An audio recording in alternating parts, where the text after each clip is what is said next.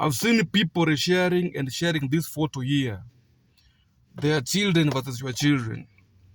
The problem is watoto wetu ama watoto wa raia wako na vierehere sana kukenda kwa maandamano, wanajifanya kwamba ukombozi wa taifa. Ando sasa wanapigania uhuru. They don't learn from kina Dedan Kimathi. Do you know the reason why the God alikataa King David kumjengea hekalu ama temple? Despite the fact that King David was a man after God's heart. God loved King David so much.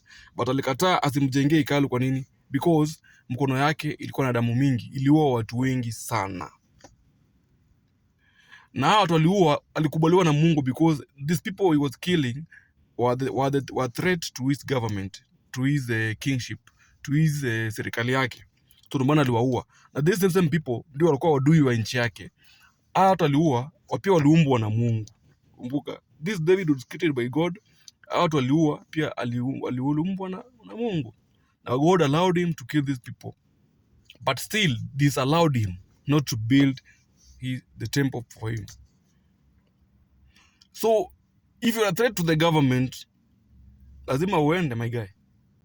Hakuna makosa hapo. Hii nchi kuna sheria. 5 years kuna elections. You need to come, kama president anakubo ama this regime inakubo, inakuudhi, inasikia unalia, inakunyanyasa, unafaa kungoja 5 years ishe, do what you are supposed to do. Go and vote him out. Not kwa street, because ukienda kwa street na time yake ijaisha, that means you are a threat to his government, na hata kuwa na budi ile kuangusha.